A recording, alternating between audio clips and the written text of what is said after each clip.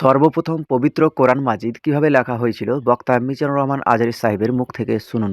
এই যে আজকের যে কোরআন পড়েন এটা আগে এরকম ছিল না। কোরআন নাজিল হলে সাহাবারা চামড়ার ওটের চামড়ায় লিখে ফেলতো, ওটের চ্যাপ্টা হাড্ডির মধ্যে লিখে ফেলতো, গাছের গুড়ির মধ্যে লিখে ফেলতো, বিভিন্ন জনের কাছে ছড়ানো ছিটানো ছিল। আবু বকর রাদিয়াল্লাহু তাআলা আনহু একসাথে করলেন, পরবর্তীতে উসমান রাদিয়াল্লাহু তাআলা আনহু একসাথে করলেন 114 সূরার। এখন এই মুসহাফ, এই কম্পাইলেশন, এই কপি আমরা পেয়েছি, যার হিউজ কন্ট্রিবিউশন ছিল। বিশ্বনবীর ইন্তেকালের পরে সাইয়েদনা আবু বকর রাদিয়াল্লাহু তাআলা আনহু যখন খলিফা হয়ে আসলেন, কোরআনকে সংকলনের দায়িত্ব দেয়া লাগবে, কোন সাহাবীকে দিবেন? সাইয়েদনা আবু বকর, ওমর সবাই মিলে এই বিশাল কোরআন সংকলনের গুরু দায়িত্ব বিশ্বনবীর ব্যক্তিগত সচিব, বিশ্বনবীর দুভাষী, বিশ্বনবীর সিলেক্ট করাই লোক যায়েদ ইবনে সাবিত রাদিয়াল্লাহু তাআলা আনহুকে দিয়েছে।